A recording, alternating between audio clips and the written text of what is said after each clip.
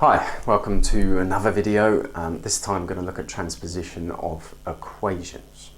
Now, something that a lot of my apprentices are allergic to, actually come out in rashes over it. But it doesn't have to be like that. And I'll talk you through it. So let's start with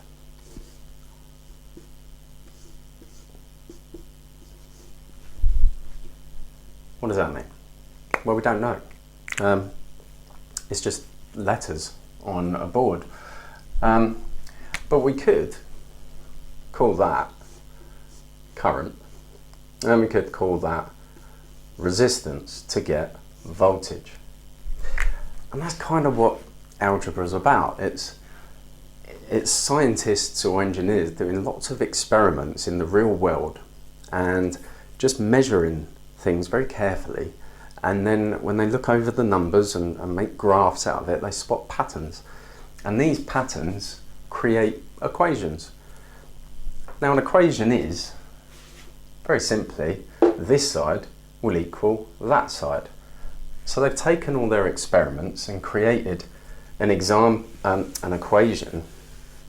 And in electrics, this is an example of such an equation, Ohm's law. And it's just a series of experiments that says that they've measured the current and the resistance in a conductor and got the voltage. Then they've changed the current and kept the resistance and got a different voltage. And they've plotted all of them results and created this equation. What that means for us now is that all the hard work's been done. And all we have to do now is put in our values and we get our voltage. So if we know our current and we know our resistance, we get our voltage. But every now and then, we might want to work out the resistance based on the voltage and the current. And that's where transposition comes in. There's no doubt about it, algebra has just made engineering possible, really. Before we had, well-known maths and these tools, really, to predict physics or the real world, we were trial and error to build anything. And you can see that if you look back in history, you see everything's a lot bigger, a lot stronger, which is great. We all like that, but actually it's quite wasteful.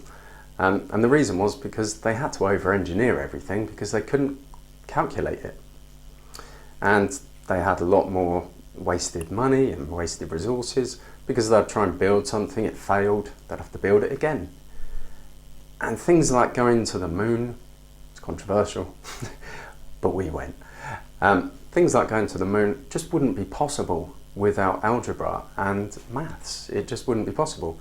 Do you think they could make an iPhone, by trial and error? Of course not. An engineer needs to understand at least how algebra works. A lot of electricians probably don't need a lot of it, if I'm honest. They just follow kind of rules and step-by-step things that they can follow. So they're not really manipulating the equations too much every day. But if you want to go into things like design and maybe actual engineering, like designing products and things like that, and all these kind of genres that exist outside of electrician kind of world, then you're going to have to understand it. Simple as that, really, and you're going to want to, because it's going to save you so much time and energy and money, and the list goes on. It's an important skill to have if you're going to be an engineer. So anyway, let's say we don't have the current. Let's go with this. Let's say we want to work out the resistance based on the voltage and the current. So we need to move this equation around in order to get what we want. Now, I'll finish this example, but then I'll take you back a step and we'll go through with numbers. Because when you start with numbers, you start to relax about it a bit. So if I wanted to work out the resistance based on the voltage and the current, then I have to isolate resistance on one side, but also make sure the equation's balanced on the other side. So that means I've got to remove current. And so that means cancelling it out. Now, whatever I do to one side, I'm going to have to do to the other side, and you'll see why. So if I wanted to cancel out current, by dividing it by itself, then I've unbalanced the equation. And then in order to rebalance the equation, because an equation has to equal the same both sides, I'm going to have to copy the same thing on this side. Now this balances the equation. So I could leave the current on this side and the current on that side and voltage. So the equation's balanced, but we're trying to get one number for resistance. And also, current divided by current was 1. And so 1 times resistance is going to be resistance. So we get rid of it. We don't need it. This board isn't very good as my other one. And it produces our equation. Resistance is equal to the voltage in the system divided by the current in the system. That was easy. So as I said, let's go back to numbers and we'll play with this a bit more. Because this is something you can do to practice. It's really, really good to practice this way. So let's start with 5 times 2 is equal to 9 plus 1. Now, even me, with my poor math skills, can tell that this is true. 5 times 2 is 10, so that's this side. 9 plus 1 is also 10, so the equation is balanced. Now, let's say I want to isolate 2. Well, that means get rid of the number 5. So I want to cancel it out this side. So I'm going to cancel it out by doing its opposite function by itself. Something I'm going to repeat a lot. So at the moment it's being times by the number 2. And so to cancel it out, we're going to have to, instead of 2 times 5, we're going to have to have 2 times 5 divided by 5. And then that essentially gets rid of that 5 on that side. But at the moment, we've unbalanced this equation. It's not an equation at the moment. So we need to rebalance it by copying it. Now we've rebalanced the equation. And let's just do the numbers here. So we've got 10 divided by 5 is 2. And on this side we've got 9 plus 1, which is 10, divided by 5, which is 2. So we've created the equation again. Okay. But what we could do is just remove this, and we'd still have 2. And that would still be 2.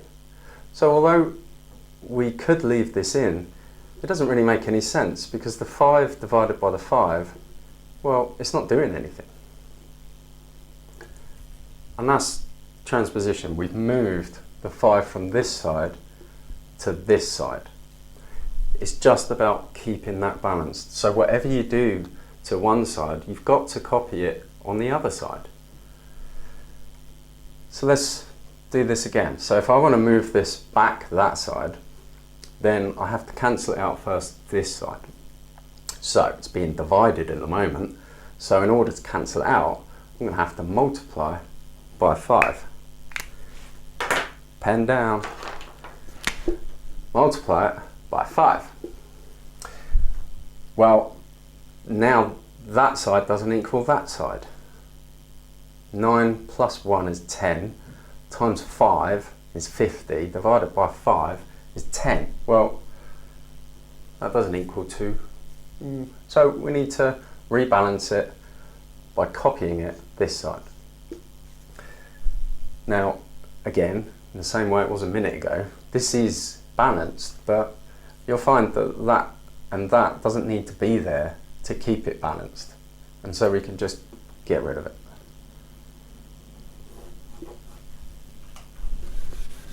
Like that. Then we got the original equation again. 10 is equal to 10. Right, so now I'm just going to move that equal sign a little bit like that. So let's say I want to isolate 9 now. Well, that means getting rid of the 1. So it's a bit different now because we're talking about addition and subtraction. But the fundamental rules are the same. You do the opposite function by itself to cancel it out, and then copy whatever you've done that side on this side, and then you can remove, in this case, plus 1 minus 1. So we need to isolate the 1. So plus 1, so we're going to do the opposite function by itself, which is minus 1, and we're going to copy it this side. And then, like we've shown before, plus 1 minus 1, it cancels itself out, so we can get rid of that. And now we've got a new equation. We've moved it around. We've got the 1 from that side over there, but you can see the equation still works. 5 times 2 is 10, minus 1 is 9, equals 9. Happy days. Okay, let's try something else now. Let's move this back the other side. What you've got to recognise is what's happening to it right now. It's being subtracted by. And so in order to cancel it out, we're going to have to plus 1. Do the opposite function by itself. And then I've got to copy it this side, plus 1. And then I can cancel these to reveal the original again. So that's basic. Addition, subtraction. Incidentally, this 9, if I wanted to move that across, there's no sign there to tell me what's happening to it. And so in maths, what we do, we always assume that it's a plus. And so in order to get it across that side, we do the same thing as we did with a 1. So we'd have to cancel it out. So it's plus 9 at the moment, minus 9, copy it this side. And then we can get rid of that. And then we've got 5 times 2 is 10, minus 9 is 1, equals 1. Rules still work. Okay, let's change it a little bit. Let's say 5 squared. 5 squared means 5 times 5. So it's how many times you multiply this number. So 5 cubed, I'll do it down here. 5 cubed is the same as 5 times 5 times 5. 5 squared is 5 times 5. Now the opposite function to a square is a square root. So 5 squared equals 25, and the square root of 25 equals 5. See that pattern? So let's make up a new equation, but this time with a squared number, and we'll see how we move that around. So let's say we've got 5 squared, and that's equal to 50 divided by 2. So we've just said that 5 squared is 25. 50 divided by 2 is also 25. So we've got ourselves an equation there. Now let's say I want 5 on its own. Well, it's been squared at the moment, so we have to undo that square. And the way to cancel it out is with a square root. So we square root the whole 5. And that cancels it out this side, but it's also unbalanced the equation like it did before. And so we've got to recognise that we've square rooted everything on that side, and so we need to square root everything on that side. And then a square on a square root cancels out, so we can get rid of it. And we've got this equation here. So 5 is equal to the square root of 50 over 2. Well, this is 25, 50 divided by 2, and the square root of 25 is 5. We did a minute ago. So that works. Now what if I want to put it back? What do I do? So I've got this big square root in the way. Well, same rules apply. I need to do the opposite function by itself, and that would be square. But for maths, we're going to have to put that in brackets really, to show that we're squaring all of it, to cancel out the big square root. And I've squared everything on that side, so the rules say I've got to square everything on that side, and then I can cancel all of that out because it then doesn't make sense. So 5 squared is back to equaling 50 over 2. Okay, so now that's kind of the basics, and what you can do, you can make up your own numbers, and as long as you start off with one side equaling the other side and you follow them rules, so to cancel something you do the opposite function by itself, you copy it the other side, and then you get rid of on the original side. If you follow them rules, you can't go wrong. And be bold, you know, if you're just practicing, nothing's going to explode. You know, just try it and see what happens, and then work out what went wrong if it did. That's how you learn. And, you know, practice makes perfect for this, because you just get more confident and more confident with your moves. And it becomes a bit of a game after a while. Sometimes you have to take, you know, maybe 4 or 5 steps to get where you want to be, and isolate one parameter. But as I say, the more you practice, the better you get. So what I'm going to do now is just going to go through a few classic electrical equations and transpose them. I've already done a lot of them in my Ohm's law wheel video, so if you haven't seen that, check that out, because that deals with all of Ohm's law anyway. But let's have a look at, let's start with this one. So R1 plus R2 is equal to milliohms per meter times length. Now I'm going to do the design version, okay, because this is where you're going to need to really transpose it. Times the 1.2, which is to get it from ambient temperature resistance values up to working temperature, or 70 degrees in most cases, or, you know, it depends on the insulation. There is another way of doing that, but they've given us a handy factor, so, you know, why not use it? If it was another insulation, incidentally, it'd be a different factor. I think 90 degrees is 1.28, but you'd look that up. It's page 197, I think, or no, 198 in the on-site guide at the moment. That's the 18th edition. Obviously, as they change, the page numbers change. So yeah, but it's table I3, I think, for that temperature correction, and table I1 for these values. And if you're learning this, this will make sense, but for now, if you're not, just look at the transposition. So anyway, and then it's divided by 1,000, because, you know, we want the answer in ohms, not milliohms. So that's the equation. What I'm going to do is transpose for this and then that, because those are the only real parameters that are kind of in that equation. The rest are just kind of numbers and conversion factors, which aren't very useful. But sometimes we might have that value, or we could know our maximum R1, R2 value, and we can put that in there and then transpose for this here, which could help us decide what cable to use. Or we could work out our maximum length, you know, based on a certain conductor size and the maximum R1, R2 we're allowed for the protective device we're using, and work out our maximum length. So there's things that we can play with in design on this equation. So we'll just go through this one first. Now, first thing to do, no matter what you want, is to get this 1,000 upstairs. And what I mean by that is, it's downstairs at the moment, it's being divided. It's kind of trapped down there, and we need to set it free. So we need to cancel that out first, regardless of what we're looking for.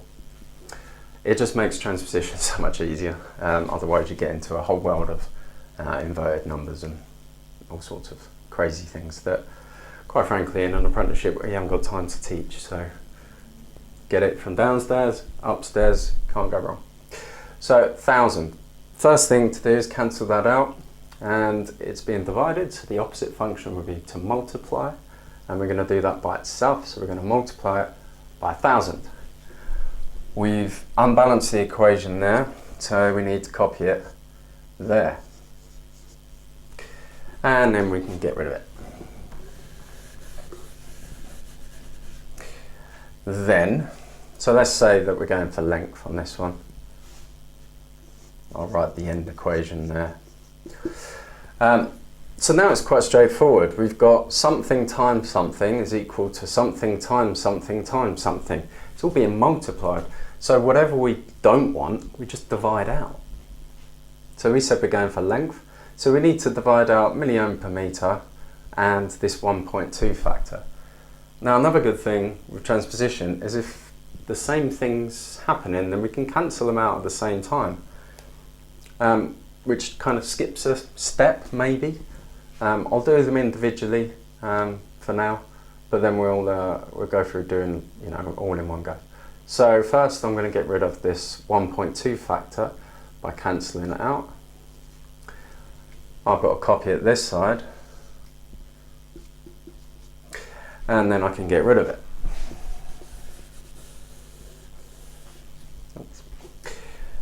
Now next I've got to get rid of the milliohm per metre, and again I need to divide it out to cancel it, copy it this side,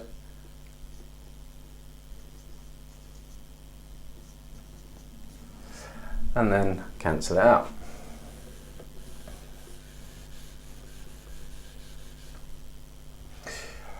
Okay, so we've got the equation there. So we've got, I'll just reorder it, R1 plus R2, which should be in brackets really, because it's a thing in itself, times 1,000. If you don't know what brackets are, it means solve that first. Whenever you're going through an equation, you've got to follow the rules of BIDMAS or BODMAS, whatever you've been taught. And in that world, BIDMAS, it stands for brackets, indices, division, multiplication, addition, subtraction. So brackets comes first. So you'd solve that, put that in as one number, and then carry on with the equation. Milliohms per metre times 1.2. So this would give us, if we put in our maximum, in the real world this is, if we put in the maximum allowed R1, R2 with our cable that we want to use, we could work out our maximum length. It's quite handy. Right, start again.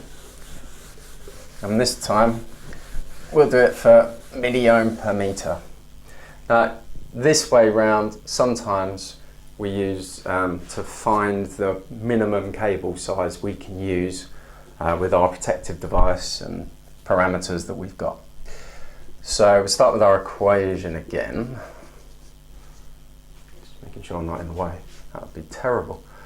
So the equation hasn't changed. Times length times the 1.2 temperature factor, and then 1,000.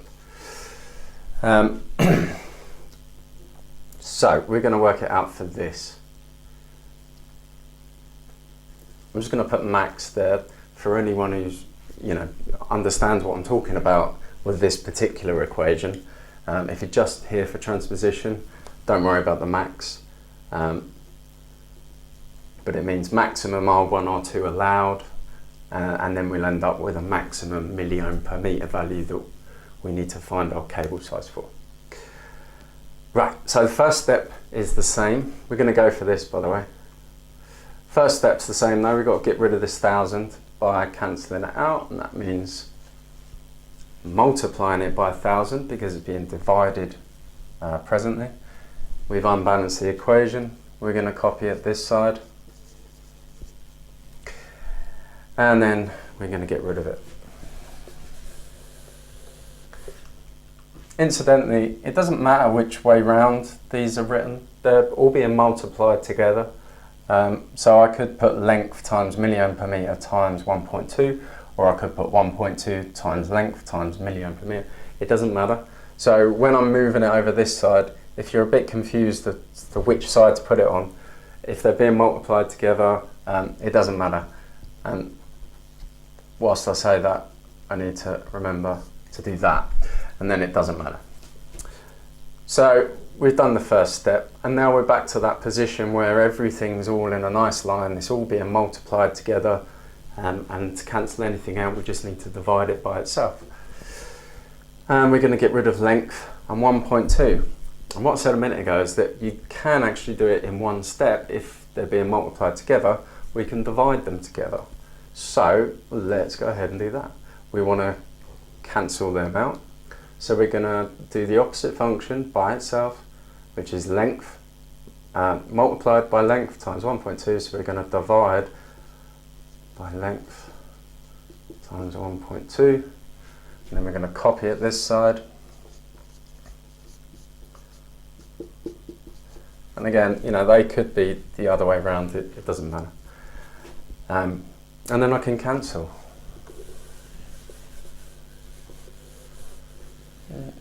Just tidy that up. So to get the maximum milliohm per metre value, it's 1,000 times your R1, R2, in this case your maximum R1, R2, divided by the length times the 1.2 temperature factor. Okay, next one. Let's do the volt drop formula. Millivolts per amp per metre, which is, I think it's conductance really, divided by IB, divided by length, what am I talking about? Times by IB, which is design current in our world. That's the current that we'd expect to be flowing through our cables in normal service.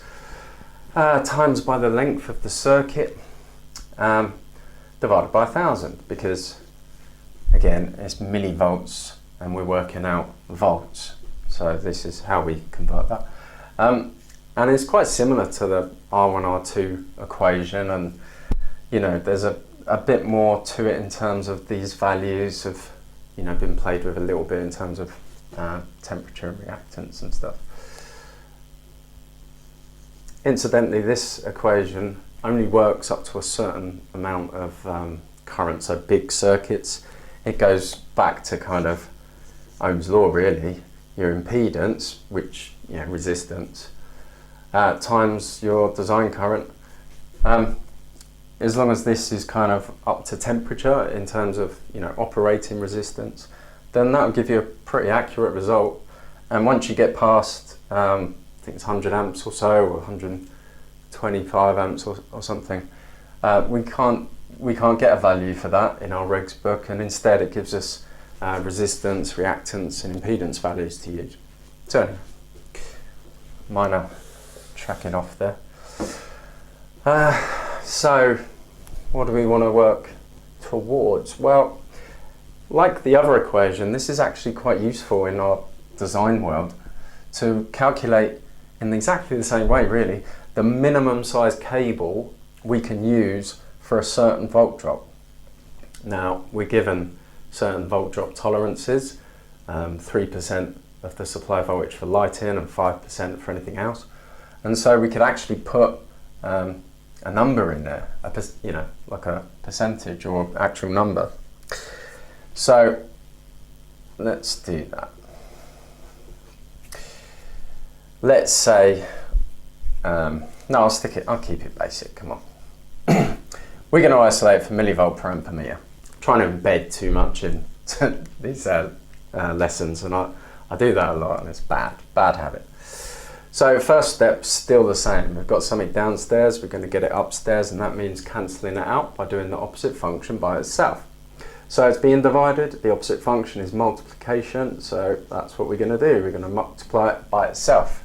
We've unbalanced the equation, so we need to copy it this side, and then we can cancel, because 1,000 divided by 1,000 is just 1, and that's pointless keeping it there. It's just taking up space on our board. Next step then is to cancel out these to leave that, and they're being multiplied at the moment, so the opposite function is divide by itself. So we're going to divide, and I'm going to do this in one go. So we're going to divide out the IB, sorry, that's bad engineering, that is, it really actually upsets me. This is suffix B, times the length. Done it there as well. Lazy. And it really is important writing that correctly, because I've had students saying I times B, and they're right. No, this is one parameter. This is design current, or base current as it used to be called, hence the B. Anyway, so we've unbalanced the equation there. We need to copy it this side. So I suffix B times the length, and then we can cancel it out. And what we're left with is what we wanted all along. Now, a bit like the last one, this would actually give us our maximum millivolt per amp per meter value if we put in our maximum volt drop. And this would literally be a number, you know, like 11 volts or 8 volts or whatever the volt drop is, or 6.9. And there we go, we've transposed that one. We'll take it back the other way and then transpose for length. So length's stuck down here at the moment. So we need to get rid of these two. And in the same way we could divide them out together, we can multiply them out together. So let's do that. So it'd be I suffix b times length times 1,000 times volt drop. I've done it that side, which means it's unbalanced, so I need to do it here too, and that rebalances the equation. Then I'm allowed to cancel.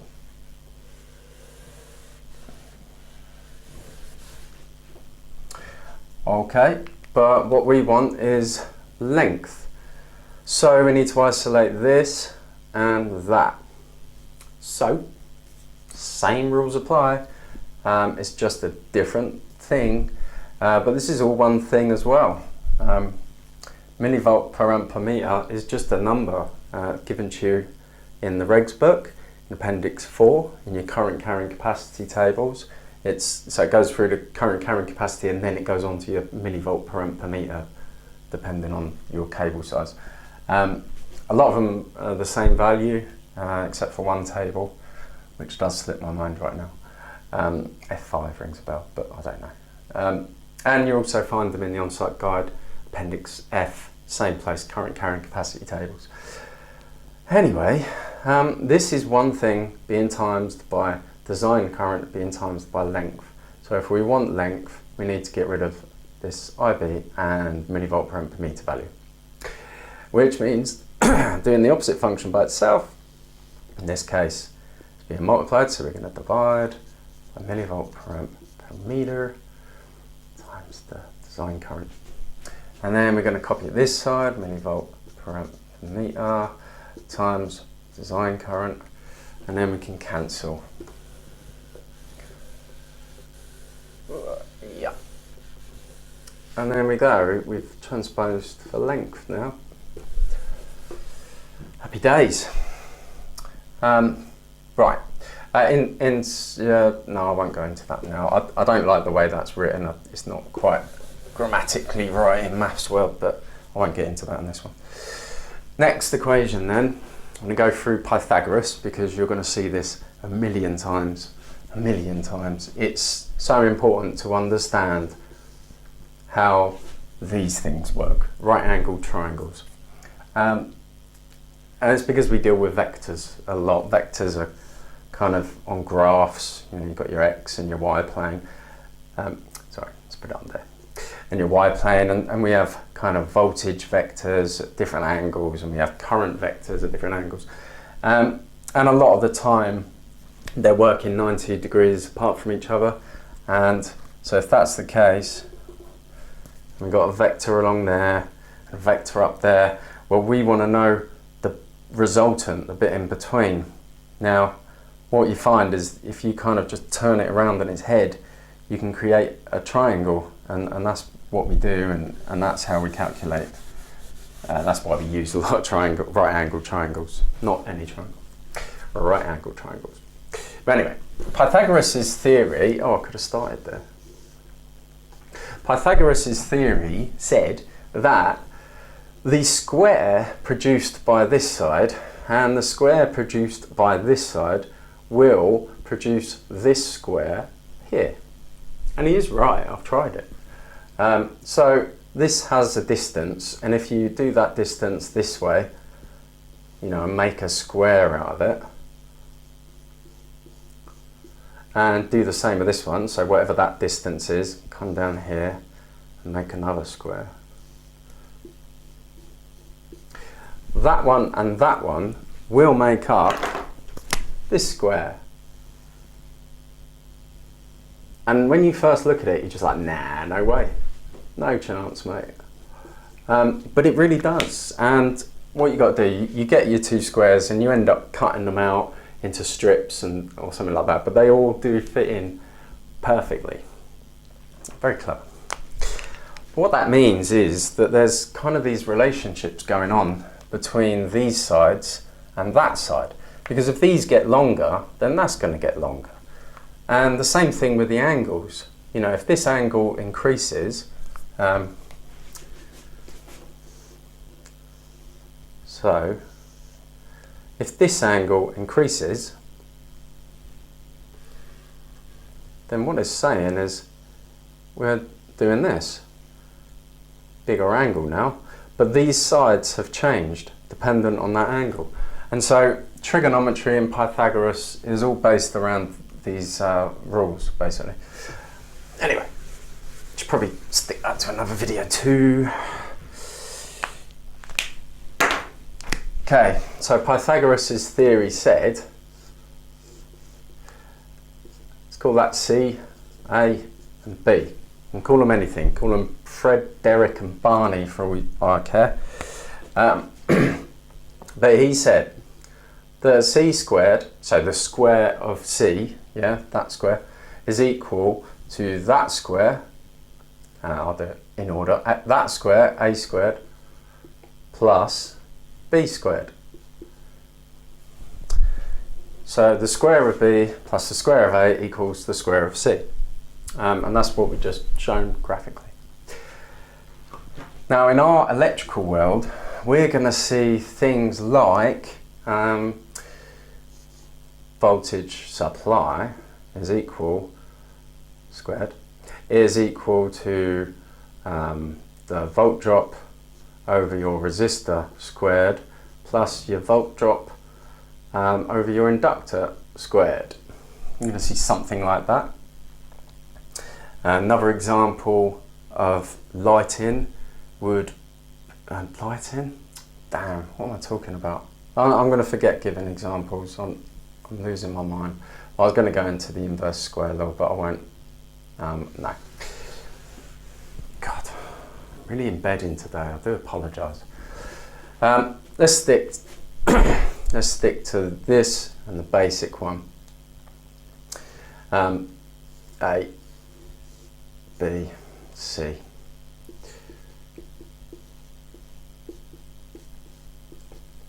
Okay, so let's just transpose for A. I'm going to write it down here because my arm's aching. It's been a long day today. C squared, A squared plus B squared. Right. First thing to do, get rid of this. And also recognise that this is kind of thought of as one thing and that's thought of as one thing. So if that's being added to that, then to cancel it out I need to subtract it by B squared. Now I subtracted it this side, so I'm going to subtract it this side, which annoyingly means I've got to move this back a little bit, otherwise it's going to get messy. So we've subtracted on the right hand side of this equation, so I've subtracted to the right hand side of this equation. Same rules apply, whatever you do to that side must do to this side. And then I can cancel this side out. Now I've got this square to deal with, and what I need to do is the opposite function by itself. In this case, that would be a square root. I've square rooted everything on that side, so I must square root everything on that side. And then I can cancel it out. And then I've transposed for side A. So if I had side C distance and B distance, I could work out A now. Let's go back the other way and get one for B, and we'll get one.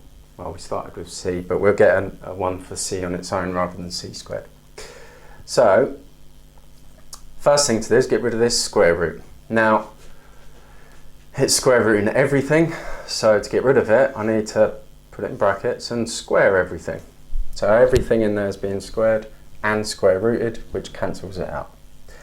I've squared everything this side, so I need to square everything that side. and then I can cancel.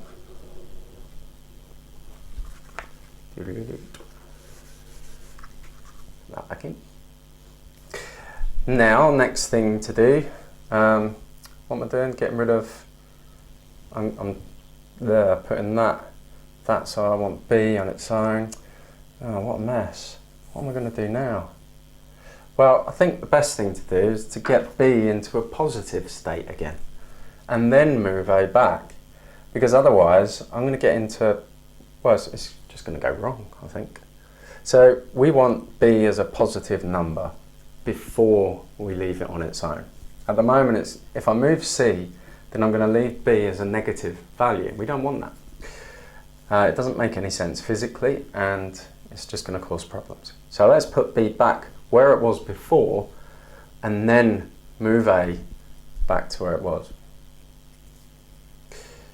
So, back to where it wants to be.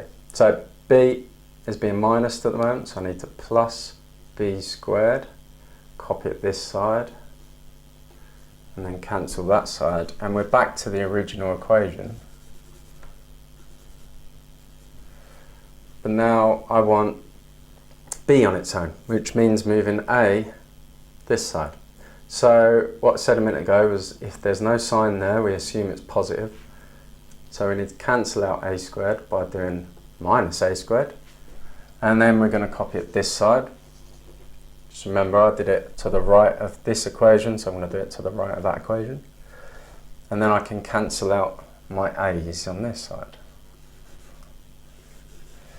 And that means that B is now positive. So all we've got to do now is get rid of this square, and we end up with B isolated on its own. So the opposite function to a square is a square root. I'm just going to get rid of that, it's in the way. I've square rooted everything on that side. I'm going to square root everything on this side, and then I can cancel.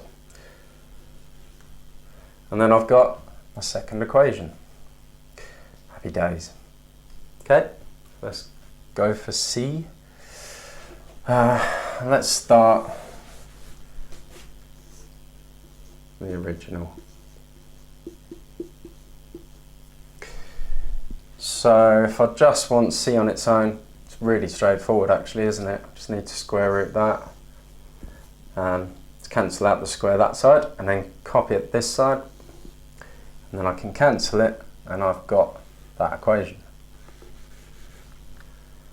And you know, just for fun, let's write down all of them, and you'll see a pattern anyway.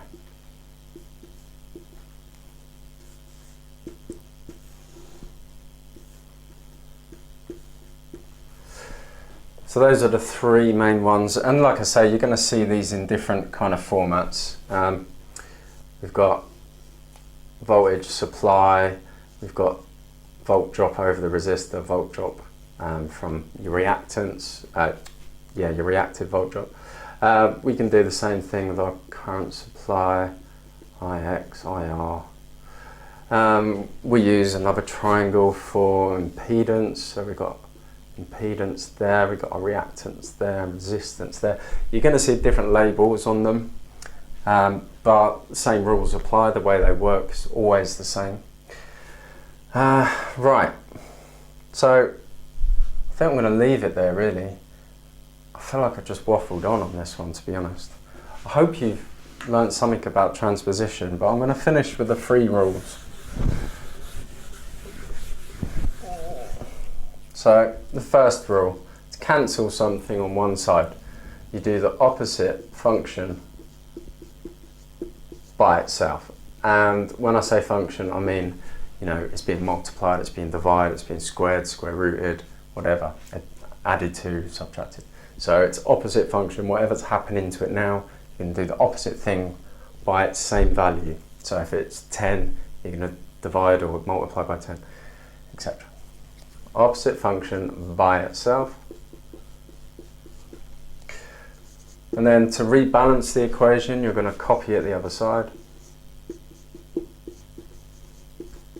And then you're allowed to cancel, because it doesn't make any sense keeping what you cancelled originally. Okay, transposition. If you're really not certain about all this, then go back to the numbers like I was saying. You know, you can create any kind of equation and start playing with it. You know, you could start there.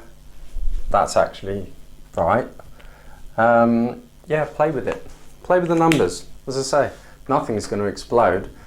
Nothing is going to go wrong. No one's going to go to jail. It's fine. If you get it wrong, so what? That's how you learn. Transposition. Done, sort of. Sorry I waffled. I'll see you next time. Next videos are going to be a little bit more interesting, so check them out.